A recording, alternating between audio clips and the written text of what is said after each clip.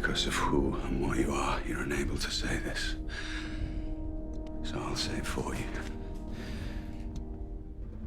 You lied in the Commonwealth because you're a hunter who's been searching for one thing his whole life.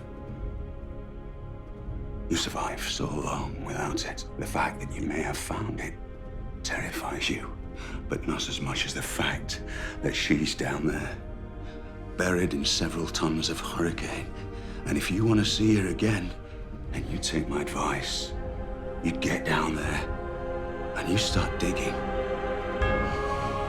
When you're entering into a world this big and imaginative, how much of that reality do you need to know the sort of ins and outs of? It's quite hard to kind of start off and put an anchor down, as it were, for your character, because there's, you know, I maybe do some, you do historical dramas or you do modern day dramas which you can relate to, you know, who these people are and where they've come from. But this was a matter of kind of inventing the characters. I mean, obviously the characters there, what Lana and Andy have created, and they give us the backstory. But you've got to kind of jump in. Just jump in and think, right, I'm this hybrid of a half bee, half man, and kind of go with that. You think, all right, you know. And then Lana would come and say, well, remember, you've got really special powers. You can see everything much quicker than anybody else. Your reactions are super fast, and you can sense the atmosphere. And she's so convincing, as is Andy, about it all, that you kind of totally believe them, and it's just seemed perfectly natural to be playing these characters without kind of questioning it or thinking, oh, how do I play a bee? You know, what would I be buzzing around? What would I do? And it kind of, for some reason, I don't know what they call it, suspend your disbelief. Is it very different to enter a world like this that is created by the Wachowskis as opposed to something like Lord of the Rings or Game of Thrones, which has the source material? Yes, I guess they've got the books, but you know, I sometimes don't know if it, you know, I mean, it's good to have that material and to have that backstory, but sometimes I don't know if it makes a great deal of difference, because it's all about playing it at the moment, you know, that moment in time. And I think that in particular what Lana was very good at is, you know, just saying, bring it down and just try and think about, you know, think where you are and what. And he said, well, where am I? Where am I now?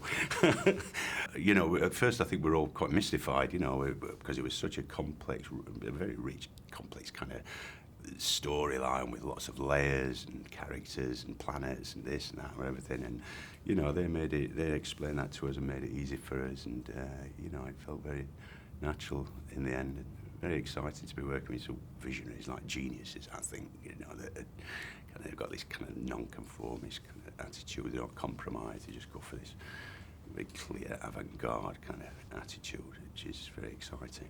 Can you talk a little about the bees on the set? Were those CGI, or were there actual bees? There was CGI, I think.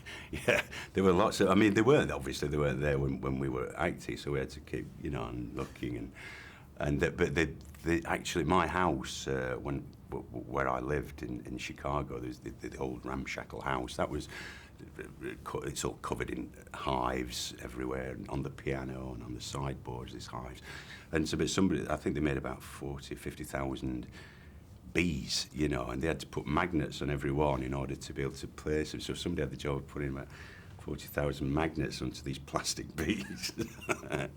And then you had the animated bees, the CGI bees as well. So it was very, very interesting how it all worked. I've got some of those bees at home. I've actually got some of the hives. I've kept a few of the hives on my bookshelves at home with the bees, with the magnets. I put them in different places.